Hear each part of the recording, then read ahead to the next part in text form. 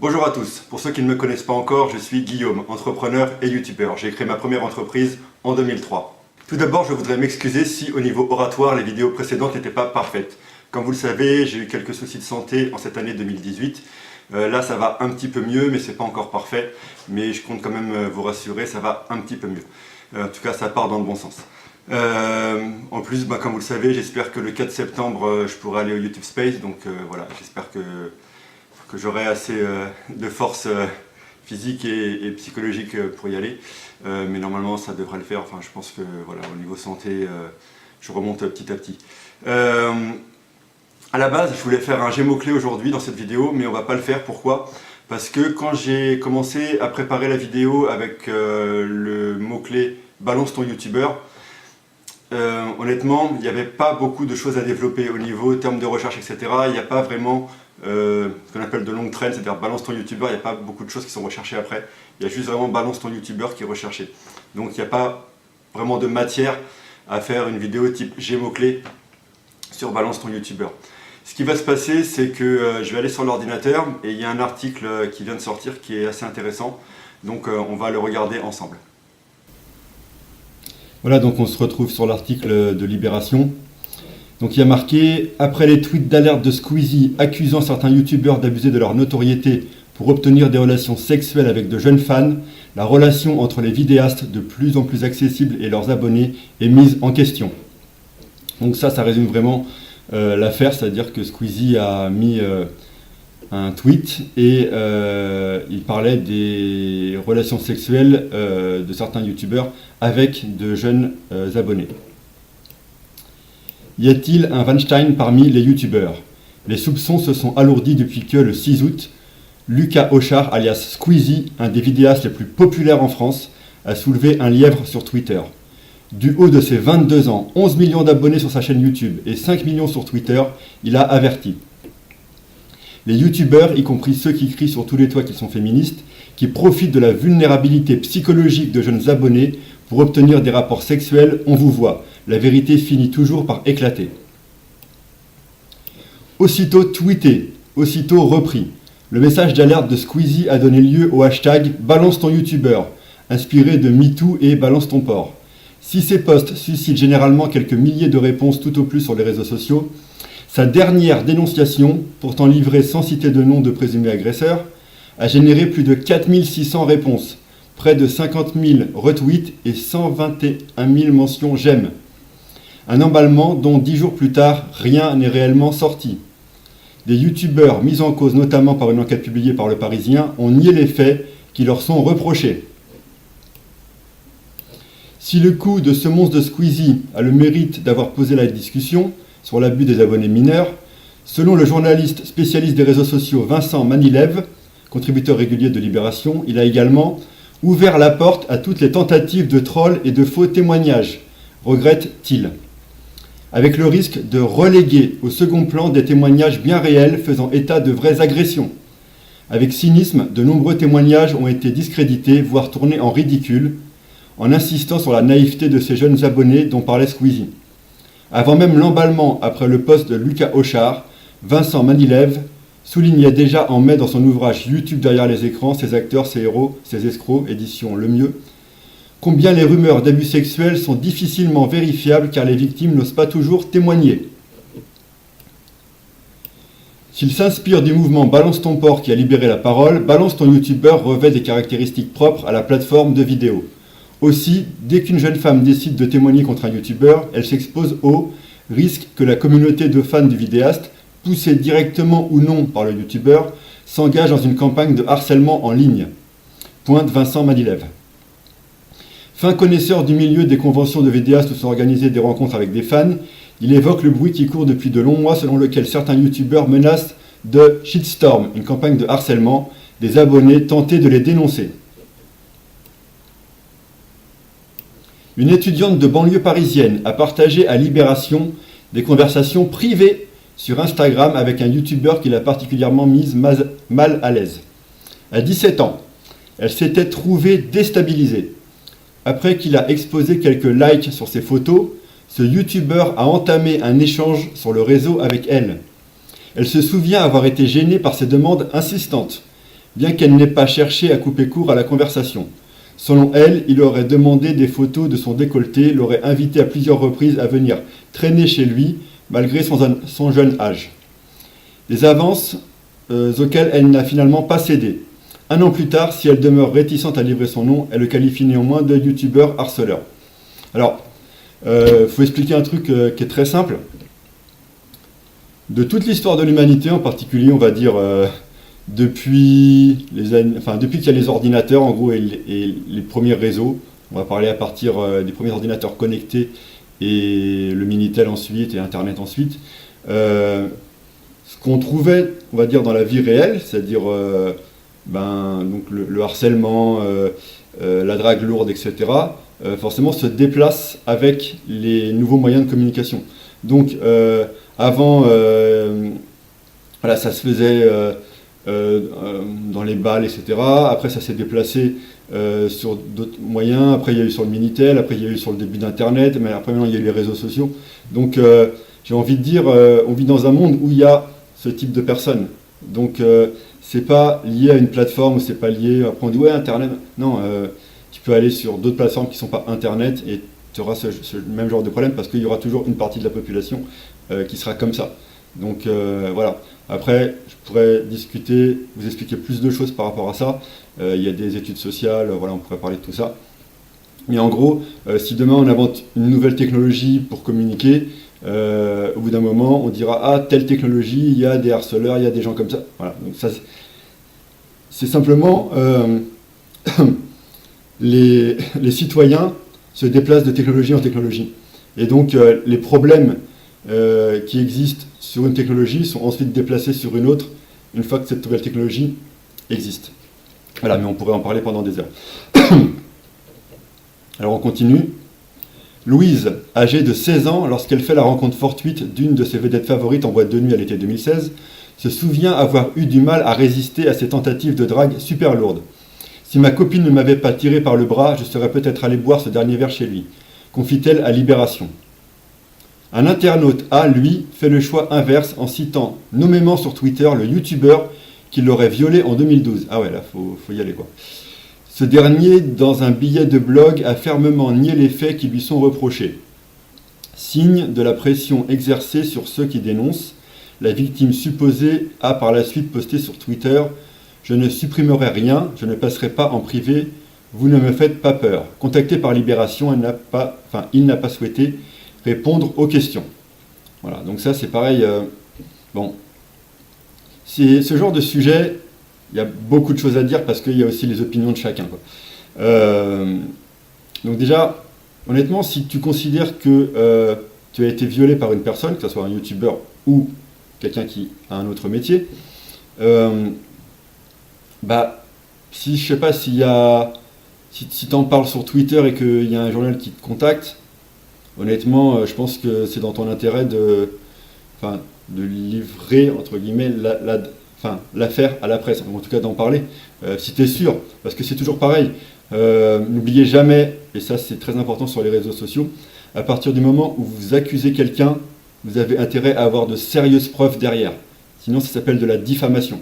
Et si la personne porte plainte, c'est vous qui vous tapez la grosse amende pour la diffamation. Donc faites très attention à ça. Quand on accuse quelqu'un sur les réseaux sociaux, soyez sûr d'avoir des grosses preuves derrière, parce que s'il y a dépôt de plainte, vous tapez un procès pour diffamation et si vous le perdez, c'est vous qui payez la grosse amende. Enfin voilà. Ok, donc on continue. La difficulté pour les victimes à témoigner semble naître du type de relation entre vidéastes et abonnés. La proximité y est recherchée, cultivée, travaillée. D'après la sociologue spécialiste des usages numériques Laurence Allard, cette intimité donne l'illusion que l'abonné peut converser avec son idole, comme avec un ami. Vincent Manilev abonde. Avant, si on voulait attirer l'attention des Beatles, il fallait aller au concert et espérer être invité en coulisses, ou bien envoyer un courrier à un obscur fan club. Bref, rien ne garantissait que le message du fan arriverait jusqu'à son idole. Aujourd'hui, les youtubeurs stars sont à 2 clics d'une conversation. Même Norman Tavo, alias Norman fait des vidéos, qui culmine à plus de 7 millions d'abonnés sur Twitter et 10 millions sur YouTube, a activé la fonction permettant à tous les internautes de lui envoyer des messages privés sur Twitter. Effectivement, alors il y a très longtemps, j'avais travaillé sur une idée justement de réseau où tout le monde était facilement contactable, etc. Enfin, voilà, on pourra en reparler s'il y a des gens qui ont des questions, etc. Mais effectivement, on arrive dans une société avec des technologies qui permettent, en tout cas si la personne le souhaite, de la contacter facilement, ou en tout cas de lui transmettre un message facilement. Et du coup, pour certaines personnes, en particulier si vous êtes jeune, ça peut vous donner l'impression que vous êtes proche de cette personne que vous voyez en vidéo. Et encore une fois, tant que vous n'avez pas rencontré la personne en réel, tant que vous n'avez pas passé du temps avec lui, etc., c'est pas votre pote. On peut créer une certaine forme d'amitié en échangeant des messages avec quelqu'un sur Internet, mais c'est pas votre pote au sens propre du terme. Tant que vous l'avez pas rencontré, tant que vous n'avez pas passé du temps avec, tant que vous n'êtes pas sorti, vous balader, aller au cinéma, c'est pas votre pote. C'est on va dire, une connaissance au sens propre du terme et une connaissance Internet au sens général. Donc c'est une connaissance, c'est quelqu'un que vous connaissez, c'est quelqu'un avec qui éventuellement vous avez conversé un petit peu, mais voilà, c'est pas votre pote. Donc des fois il y a des personnes qui sont un peu trop directes, enfin certains youtubeurs ont des communautés avec des personnes qui sont un peu trop directes. N'oubliez pas, le youtubeur, voilà, c'est juste quelqu'un qui aime faire des vidéos, qui a une thématique et qui met ça sur YouTube, etc. Alors effectivement, certains ont du succès, mais si vous ne l'avez jamais rencontré en vrai, si vous n'avez pas conversé un certain temps avec lui, voilà, c'est pas votre pote, c'est une connaissance, c'est quelqu'un comme quand vous rencontrez, je sais pas, un écrivain dans une convention d'écrivains. C'est pas votre pote, c'est bonjour monsieur, voilà, j'ai lu votre livre, je voudrais parler un petit peu avec vous, pas de problème. Après, des fois, les mecs qui sont sympas, ils vont discuter avec vous, pas de problème, mais encore une fois, c'est pas votre pote. Donc on continue. Cette starification conjuguée à la proximité cultivée par les youtubeurs les rend 2 fois plus fantasmatiques, estime Laurence Allard. C'est notamment l'intérêt du vlog vidéo, qui vise à donner l'impression à l'abonné d'être l'ami de son idole, de connaître sa vie, ses passions et sa personnalité dans les moindres détails. Cependant, Vincent Manilev insiste sur le fait qu'il appartient aux parents de faire de la pédagogie et expliquer aux enfants que non, les youtubeurs ne sont pas leurs amis. Laurence Allard, elle, pense que l'admiration des abonnés envers les youtubeurs ne connaît quasiment plus de limites, car la nouveauté de cette plateforme née en 2006 a été de projeter au sommet de la célébrité des individus dont le principal attrait est d'être ordinaire. Alors, oui, la plupart des youtubeurs, on va dire, sont ordinaires, parce que c'est des gens, des fois même qui ont des métiers à côté, et donc ils font des vidéos par passion sur une thématique ou autre. On prend par exemple les youtubeurs justement dans le jardinage. La plupart du temps, ils ont un métier à côté, ils ont une passion pour le jardinage et ils montrent leur jardin, leur équipement, comment les plantes poussent. Voilà. Donc c'est comme ça qu'ils sont connus sur YouTube, mais ce sont des êtres ordinaires entre guillemets. Après, effectivement, il y a certains youtubeurs, et c'est dans tous les métiers pareils, qui, on va dire, sortent du lot et ils deviennent extraordinaires dans le sens en dehors de l'ordinaire et forcément, donc ils sont plus connus et tout ça. Donc ça crée une relation différente. C'est à une époque on appelait ça starlet entre guillemets. Donc c'est pas des, à part peut-être les très grands youtubeurs, et encore ça peut être discutable, c'est pas des stars mais c'est des vedettes dans le sens où ils sont connus et voilà, ils ont beaucoup de fans et tout ça. Donc à partir du moment où si vous avez une grosse communauté autour de vous, vous commencez entre guillemets déjà à être une starlette ou une vedette, ça dépend comment on utilise le mot. Voilà, donc forcément vous avez cette notoriété qui vous place naturellement au-delà de tout à chacun qui se lève le matin et qui va faire son travail et tout ça, forcément. Parce que la plupart des gens, vous les rencontrez dans le métro, vous ne savez pas qui ils sont. Par contre, effectivement, si vous rencontrez quelqu'un qui a une grosse communauté, par la vidéo, le journalisme, la télé, le cinéma ou autre, forcément, si vous le rencontrez, vous allez le reconnaître. Et donc, voilà, ça change tout de suite le rapport. Bon, voilà, c'était un petit peu ce que je voulais dire sur l'histoire de Balance ton port. Il y aura sûrement d'autres articles qui vont sortir. Encore une fois, il faut comprendre que les réseaux sociaux aujourd'hui, forcément, tout le monde essaye de faire du buzz pour avoir des vues, pour être connu. Voilà, ça fait partie du jeu. quand vous avez une information, surtout quand c'est des sujets sensibles comme ça, vérifiez bien les informations. Voilà. Vous lisez quelque chose, vérifiez derrière qui a dit ça, voilà, quelles sont ses preuves. Tout ça, c'est important. Donc, voilà, il faut toujours se baser là-dessus, toujours vérifier l'information. C'est bien de prendre l'information, mais après, assurez-vous toujours qu'elle est vraie. Est-ce que la personne qui accuse a des preuves? Quelle est la position du youtubeur? Il faut écouter les deux positions. Voilà, donc c'est pas simple. Il faut vraiment passer du temps pour avoir un jugement objectif sur la question. Après, ça ne veut pas dire qu'il n'y a pas des moutons noirs, comme on dit, dans le monde de YouTube. Et à la limite, dans tous les métiers, il y en a.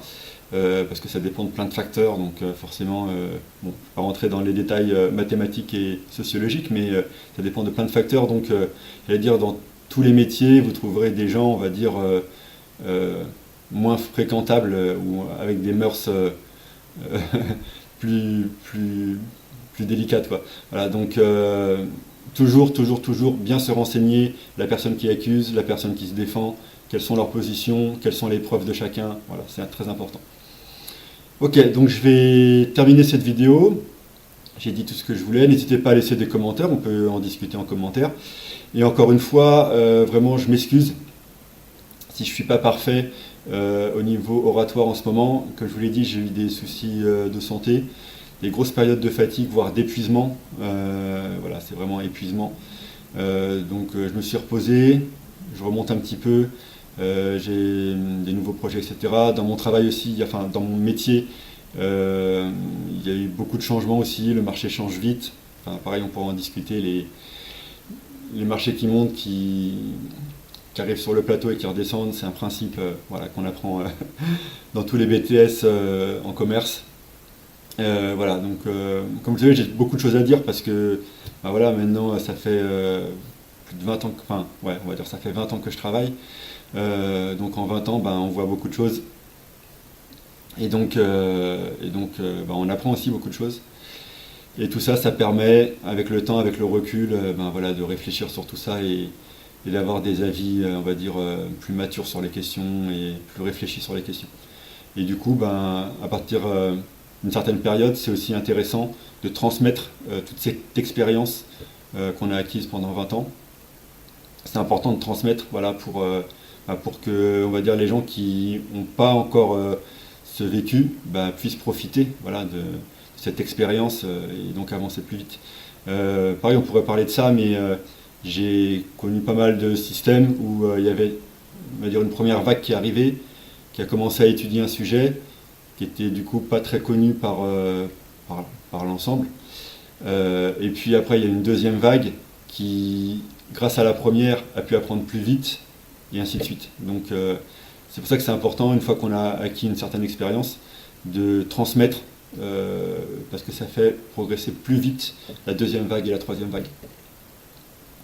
Voilà, ok, merci d'avoir regardé cette vidéo. Comme d'habitude, si vous n'êtes pas abonné, pensez à le faire, parce que ça vous permet de savoir quand je suis en live ou quand je sors une autre vidéo. Et on se retrouve bientôt. Et encore une fois, vraiment désolé si tout n'est pas parfait comme j'aimerais, mais j'ai encore besoin de me reposer un peu et de retrouver de l'énergie. Voilà, parce que le travail que j'ai fait jusqu'à présent, la vie privée, tout ça, voilà, je me suis beaucoup investi. Et donc, sur les années qui passent, il y a un moment, voilà quoi, il faut, il faut se dire, hop, quand on atteint une limite, il faut se dire, ça y est, c'est la limite. Allez, repose-toi un peu, remonte petit à petit, et puis quand la santé ira mieux, tu pourras refaire des trucs au top comme avant. Merci à vous d'avoir regardé cette vidéo. N'oubliez pas de vous abonner si ce n'est pas encore fait, et à très vite.